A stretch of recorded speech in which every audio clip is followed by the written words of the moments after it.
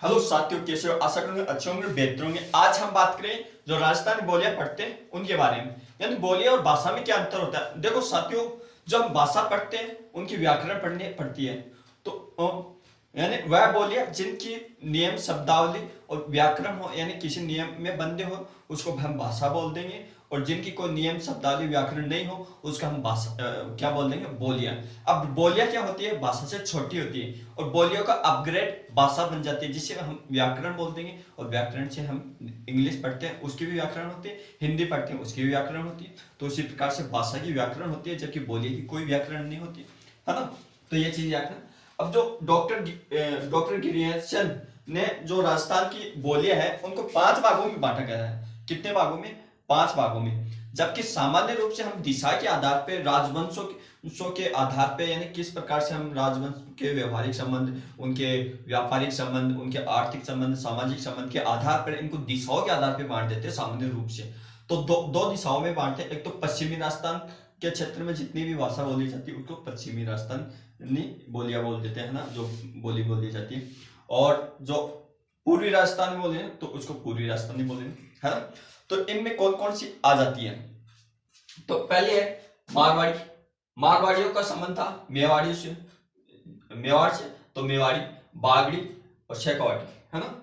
तो हम जो ये राजस्थान का नक्शा है ऐसे, तो ये मरुस्थल हो गए, मरुस्थल। तो इन मरुस्थल में जो भाषा बोली जाती है उसको बोलते हैं मारवाड़ी, मारवाड़ी बोली। और इनका जो सामाजिक संबंध था मेवाड़ से था, तो इसको मेवाड़ी भी समझ। और ये पहले खालिस्तानी था, एक तरह से मेवाड़ी बसा हुआ था। तो इस क्षेत्र में बागड़ क्षेत्र बोलते हैं। तो यहाँ जो बोली बोली जाती है वो बागड़ी बोली जाती है, ठीक है। तो मारवाड़ी, मेवाड़ी, बागड़ी।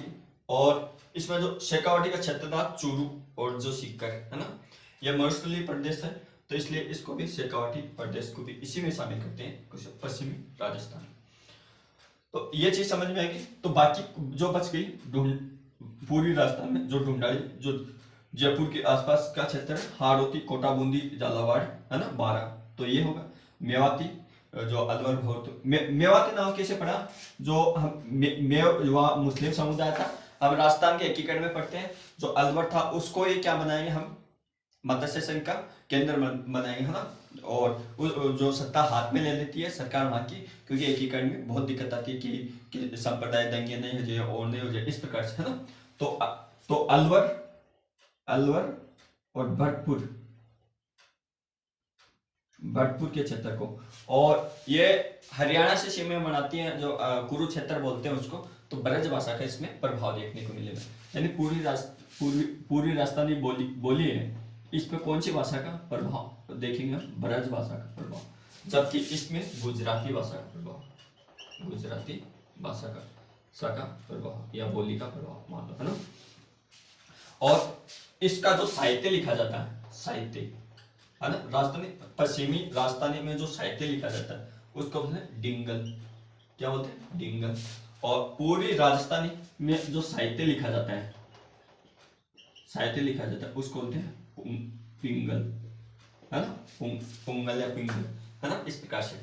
तो अब ये देखना ना कि जो ढूंढाड़, हाड़ौती, मेवाती, हरिवाटी या राठी, इन क्षेत्रों में जो जितने भी संत हैं जो अपना काव्य ग्रंथ लिखे हैं इन्हीं क्षेत्रों में, तो उनका प्रभाव ब्रज देखेगा। जिन क्षेत्र से मेवाती आ जाएगा, है ना।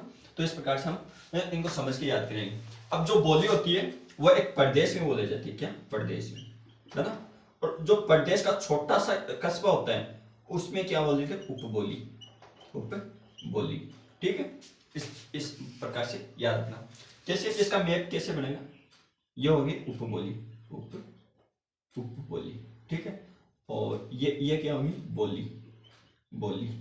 और इसका बड़ा मैप बनाएंगे तो ये हो जाएगी भाषा, है ना। तो इस प्रकार से याद रखना कि कौन सी उपबोली है, यानी जो दोस्तों में भाषा प्रयोग की जाती है वो छोटी बोली होती है, और जो उपबोली होती है उसकी बड़ी बोली कौन सी होती है? बोली होती है ना, ठीक है।